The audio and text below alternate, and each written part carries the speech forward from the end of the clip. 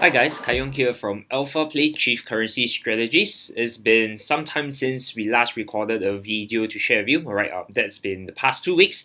But no worries, alright. What I'll walk you through today is it'll be slightly more in depth. Alright, but before we go into the forex market, I'd like to just first share with you one of the event that we'll be organizing this month. Alright, and this event will be reaching out to all our students, whether you are from the Young Investor Program or whether you are from the Masterclasses or even from the mentorship program. You'll be invited to this meetup, alright, and we also allocated some slots for the public, alright. If you are interested to connect with us, alright, to come and see what Alpha Play community is about, feel free to register for this, alright, but there'll be seats limited, so do it ASAP. And I would like to just remind those that are watching this video as well, this event is only for people who are physically in Singapore. So if you're not in Singapore, do not register for this. We'll be having online webinar and meetup for you guys, alright, who are not in Singapore. So what we'll be covering in this event and this community meetup, it will be on the 28th of September. It will be a Wednesday evening from 7 to 10.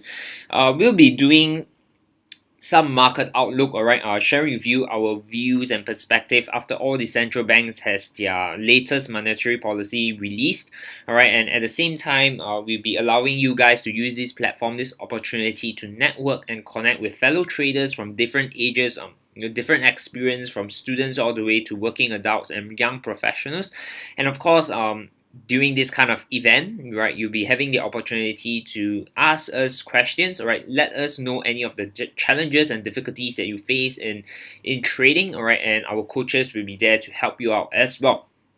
Right, so if you are here in Singapore and you are keen to find out more about what we do, what is the community about, some of the market outlook that we have, how we analyze the market, do register for this, alright? Seats will be limited, so do it ASAP. Alright, so let's jump into this week market outlook.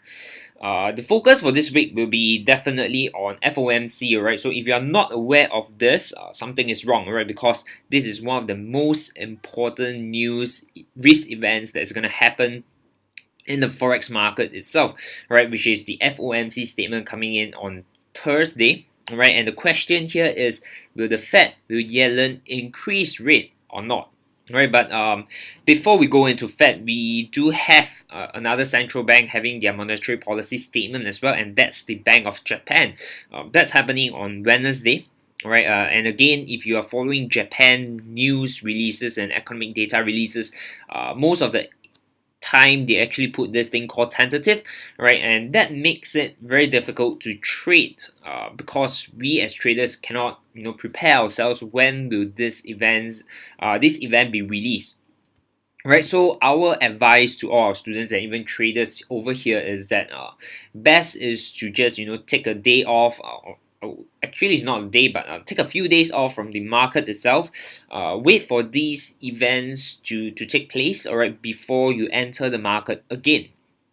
Alright, so Wednesday we do have the BOJ monetary policy. After that, followed by Thursday after midnight, we'll be having the FOMC statement and followed closely by the RBNZ rate statement. Alright, so the key focus over here for this particular week is these three major central banks will be having their monetary policy statement released. Right, so when you're trading the forex market, you need to pay attention as to what is happening for the particular week itself. And of course, Friday itself is a relatively quiet, alright, in terms of comparison. But we do have Euro news coming in as well as the Canadian core CPI and core retail sales. Right, so the shift will be towards more towards the Euro side and the Canadian side on Friday itself. Okay, so with those news events in mind, you need to take note of them. All right, let's go on to the overall broad market, what's happening over here. Right, so the first one we look at will be on the equities market itself. Right, we look into 4 different equities: the S&P, the German DAX, the Hang Seng, as well as the Nikkei. So for the S&P index itself, right, what we saw last week was price had a huge dip. Alright, followed by the next day it has a huge rally, and then what it's doing right now is in the consolidation phase. Alright, definitely waiting for the Fed to make a decision as to whether they're gonna increase interest rate or not.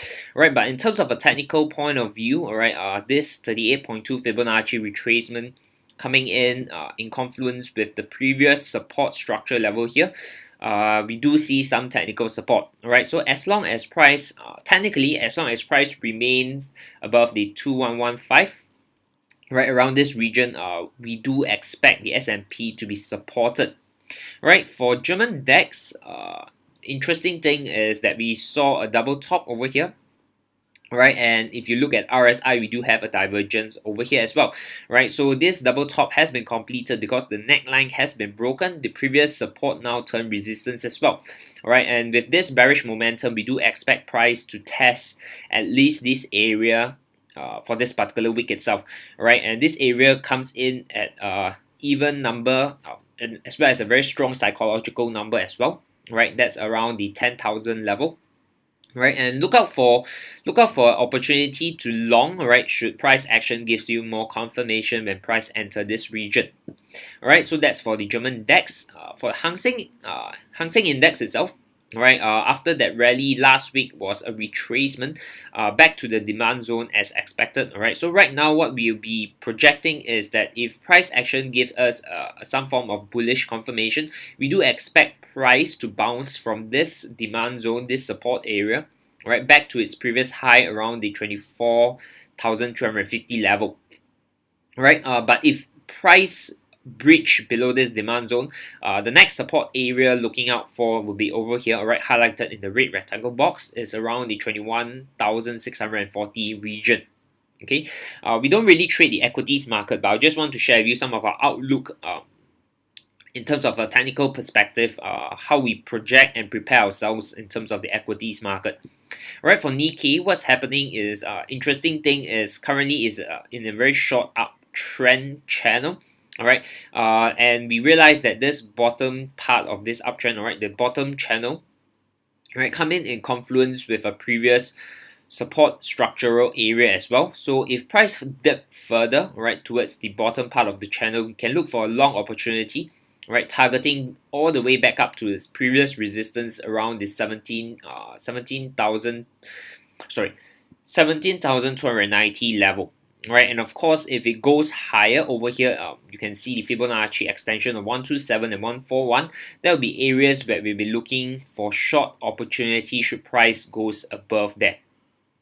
Alright, so that's for the equities market. If you go over to the commodities market, right, mainly for the gold first. Right now we are seeing in what's happening over here is gold is in a consolidation. Right, the high of the boundary is here, and the bottom of the range is over here in confluence with a demand zone. Right, but right now the key interest area will be somewhere below here, right, which is the 80 highlighted over here is the 88.6 Fibonacci in confluence with a weekly support area. Right, and that's around the 1266 level. So if price drop further, right, breaking the demand zone, we'll be looking for an opportunity to long go at this region. Right, but of course, if over here, right, because it's currently in a demand zone, if price action show a bullish candle or a bullish momentum, right, you can look to long it as well. Right, the only thing that you need to be concerned of is the FOMC statement. Right, because gold is tied on to the US dollar. Right, so whether the Fed increases the interest rate or not will definitely affect the gold prices as well. Right, and of course the counterparty, which is silver. Right, basically the movement will be very similar, but this one we won't be interested to look at the demand zone, but mainly if price dip further back towards the 16.5 or the 16.85 region. Alright, we'll be looking for an opportunity to actually accumulate silver, looking for more upside potential from that. Okay, so right now over here we won't be looking for any opportunity, mainly because of the FOMC statement as well. Okay, crude oil, interesting one. Okay, basically after a huge rally, relief rally, alright, from that huge drop earlier part of this year, what is happening right now is in a consolidation, right, forming a triangle pattern. Right, and what we identified is we do have some confluence and key interest area over here. 127 extension, Fibonacci extension, confluence with the bottom part of the consolidation triangle pattern. Alright, so if price dip further below here and we do see some form of rejection, we can look for long opportunity to ride the market back up to its previous resistance in confluence with the upper part of the consolidation pattern. Right, and of course, if this consolidation pattern breaks, we might see that price test the previous demand zone coming in with a confluence of 127 Fibonacci extension as well. Right, that comes in around the 36 level. Okay, so this is the two key areas to watch out for in terms of crude oil. Alright, so again, to touch on this, the FOMC, the US dollar, whether it's going to be strengthening or weakening, we're going to be affecting this particular pair as well, alright, this particular commodity. So take note of that. Okay, so the interesting thing right now is let's go over to the currency market. Okay, for dollar index, you can see that this upwards channel, alright, has been respected many times and is looking very nice. Okay, it has been respecting the bottom part as well as the upper part of this channel very nicely. The key areas that we are looking out for going into FOMC, alright, be around this region, alright. You can see that the confluence here is that we have a weekly resistance, a 78.6 retracement Fibonacci, as well as a 127 extension. Right, coming in a very close region around the 96.8, right, and at the bottom, alright, should price break below this channel, the next level of key areas of interest will be around the 93.1. That's where we have a 127 Fibonacci extension in confluence with a previous demand zone. Alright, so we have a one upper boundary that is we are interested to look out for, and one is at the bottom part of it. Okay, and this one you definitely need to look closely and monitor what's the FOMC decisions gonna go. Alright, because directly gonna impact the US dollar itself. For euro, okay, it's currently in the range with the upper resistance at 1.133 and the lower support at 1.1155. Okay, we are not interested to trade over here simply because we are very close to FOMC. But if price dip slightly below towards the 88.6 Fibonacci over here and the previous support right around the 1.1 psychological level, we'll be looking for an opportunity to trade, right? And of course, this one again, look out for FOMC. Pound dollar, interesting thing, all right, still trading in a very tight range. Last week we analyzed that we have the key area of interest is at the 78.6 Fibonacci retracement. We do see some bearish, a very huge bearish momentum. All right, once it touches this region, we do see price close slightly higher. Alright, it's not a very strong confirmation that price will continue further upwards, but we'll take a look and see how this goes. Alright, so the area of interest is definitely at the bottom part of this range around the demand zone, and the upper interest level would be around the supply level. Alright, confluence with a 127 Fibonacci around the 1.35 region. Dollar yen. Alright, again, consolidation, a huge one, a triangle pattern forming, and we are almost at the tip of it. So price is soon gonna be breaking out of this, and whether it's gonna break up or break below, we are not sure. But the area that we are looking out for, right, will be up here at the 106.55. Alright, so this is interesting, dollar yen, because we do have BOJ monetary policy statement followed by FOMC, and that's gonna give the volatility on this particular pair, and it's gonna move huge. Alright, so if you are trading on the dollar yen, take note of the risk event, and our key area of focus over here will be 106.55. Alright, looking for an opportunity to short the market should it comes up. Aussie dollar, very interesting pair. Right, we analyzed that price has broken the upwards trend line. Alright, and then it retraces back up, giving a very strong bearish momentum. Alright, and we can see that price after that has been falling. Right, we do expect that this pair, the price of this pair, alright, Aussie dollar, to continue falling at least towards the area around the 7340. Alright, 0.7340. Alright, and that's where we'll be looking for opportunity to trade a buy setup. Right, should price action confirms that it's a reversal. Okay, but if you look into the fundamental of Aussie, it's still contracting, it's still in the weaker side of it. Okay, so we are overall still bearish on the Aussie dollar.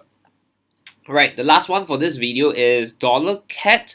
Alright, what we are seeing is that previously we analyzed that it's forming an upwards, it's just a triangle pattern, alright, and then it broke down and then it retraces back to the resistance and then it fall further.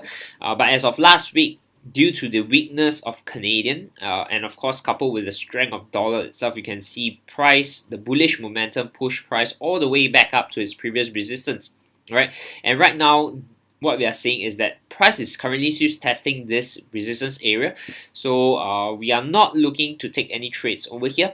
But if price rally further back, right, to its higher resistance in confluence with the Fibonacci level of 127 extension, price point is around 1.3390.